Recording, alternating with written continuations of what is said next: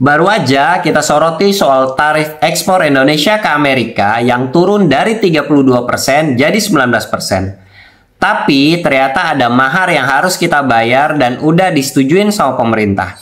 Salah satunya itu adalah Indonesia wajib impor produk pertanian Amerika senilai 4,5 miliar dolar atau sekitar 73 triliun. Pertanyaannya, apa dampaknya terhadap sektor pertanian Indonesia? Siapa yang diuntungkan dan siapa yang dikorbankan? Gua mau khusus kupas tuntas soal ini. Ayo kita mulai.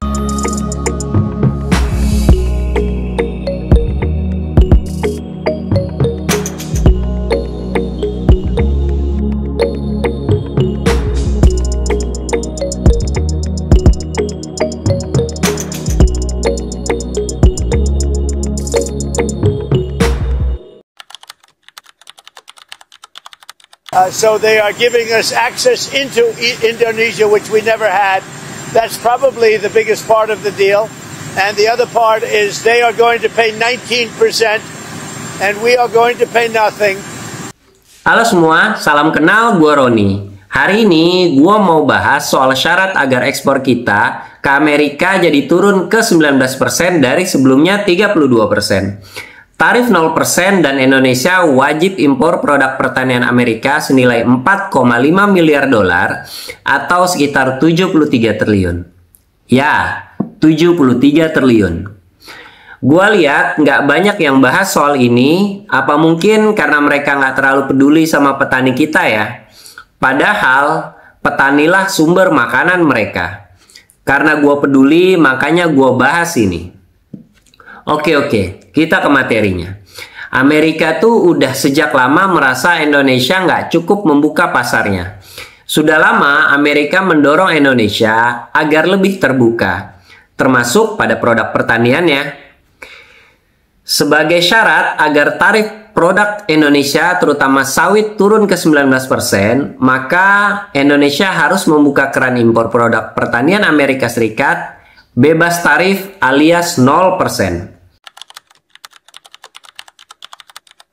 Ini data top 10 pertanian Amerika Serikat ke Indonesia 2024. Kedelai 1,25 miliar dolar, biji-bijian penyuling 278 juta dolar, pakan dan makanan ternak 261 juta dolar, produk susu 245 juta dolar, gandum 145 juta dolar, kapas 139 juta dolar, daging sapi dan produk daging itu 93 juta dolar, bungkil kedelai 78 juta dolar, produk antara lainnya 53 juta dolar, olahan pangan 48 juta dolar.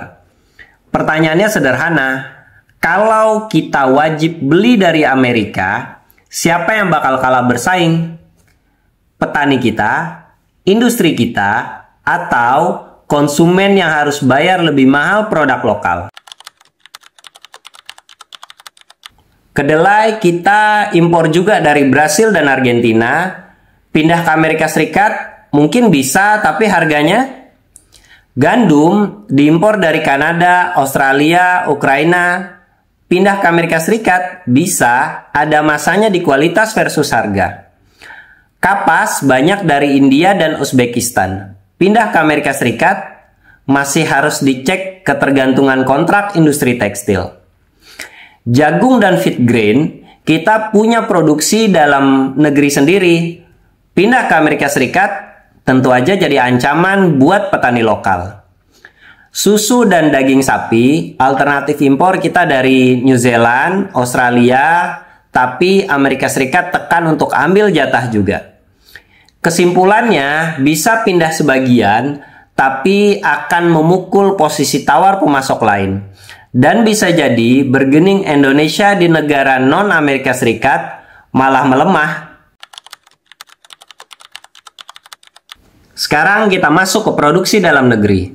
Per produk dalam negeri kita sendiri, itu misalnya kedelai, produksi lokal, hanya penuhi 15%. Tapi masih ada petani kedelai skala kecil, terancam harga jatuh. Jagung produksi lokal itu kurang lebih 18 juta ton. Nyaris cukup, tapi kalau impor dibuka bebas, harga lokal bisa anjlok. Gandum, RI nggak bisa tanam, 100% impor, ini masuk akal. Kapas, Indonesia pernah tanam tapi gagal skala industri. Tapi rawan kalau tiba-tiba harga impor drop. Susu dan daging sapi, sudah banyak keluhan peternak soal harga ditekan produk impor. Tambah lagi ini, aduh nggak bisa mikir gua, gimana nasib mereka? Jangan sampai deal dagang ini malah jadi hukuman bagi petani dan peternak kita sendiri. Efek yang mungkin terjadi, oversupply pasar akibat impor bebas, otomatis harga produk lokal turun. Petani nggak punya perlindungan harga dasar. Industri pengolah malah tergoda pakai produk impor murah. Otomatis mati perlahanlah industri lokal. Harga kedelai bisa anjlok 10-15% saat impor banjir. Peternak sapi rugi karena daging impor beku jauh lebih murah. Strategi potensial yang harus dilakukan, yang pertama negosiasi ulang kuota impor, bukan volume terbuka. Yang kedua, fokus penguatan hulu, misalnya kedelai nasional, petani didorong lewat insentif dan subsidi. Yang ketiga, tarif tambahan berbasis teknis atau SPS untuk jaga kualitas dan keamanan pangan lokal. Yang keempat, dorong industri olahan lokal jadi ekspor andalan, bukan tergantung bahan baku impor. Kalau kita nggak mampu lindungin petani kita, jangan kaget kalau suatu hari kita cuma jadi konsumen abadi di negeri sendiri. Deal dagang itu penting, tapi lebih penting lagi siapa yang kita lindungi, petani kita atau produk asing. Jangan sampai tarif 0% ini jadi jalan tol buat hancurnya petani lokal. Kalau lu peduli masa depan pertanian Indonesia, jangan lupa like, share, dan subscribe. Juga tulis di komentar, menurut lo siapa yang paling diuntungkan dalam deal ini. Segitu aja video gua kali ini, semoga bermanfaat. Sampai ketemu lagi di video selanjutnya.